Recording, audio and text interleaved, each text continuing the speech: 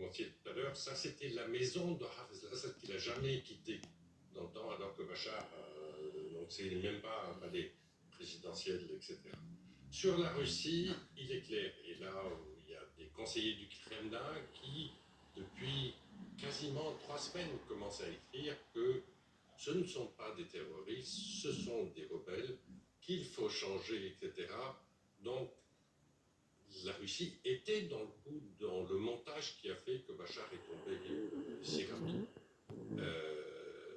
Dans les événements, que ce soit au niveau pourquoi Alep a chuté aussi rapidement alors qu'il y avait des forces qui sont battues pendant des années contre lui, et comment Homs est tombé hier, ce qui a déclenché le phénomène à Damas, et comment le sud de Damas est tombé, c'est le commandement de l'armée syrienne qui a donné l'ordre de retrait.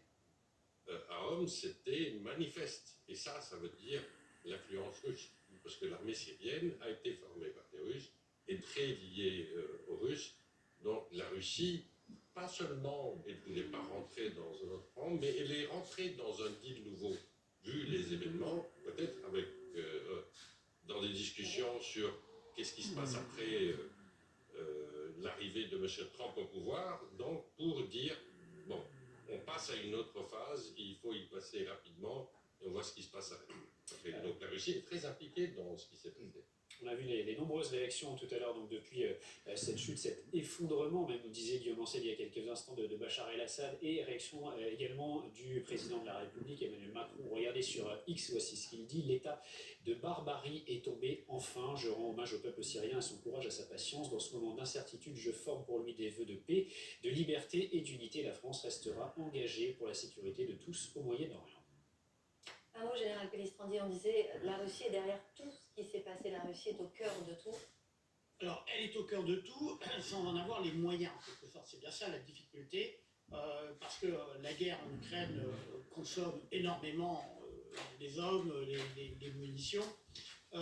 Et donc, on voit bien que l'intérêt pour Vladimir Poutine, c'était d'avoir des alliés. Et il n'est plus en mesure. L'évacuation de la base de Tartous, ils ont pas évacué. Enfin, en tout cas, c'est un échec stratégique majeur, parce que il perd un de ses alliés, qui ne sont pas si nombreux. Bien sûr, il y a Téhéran, bon, il reste le Venezuela, il reste Cuba, mais ça prouve aussi que la Russie n'est plus en mesure de soutenir ses alliés directs.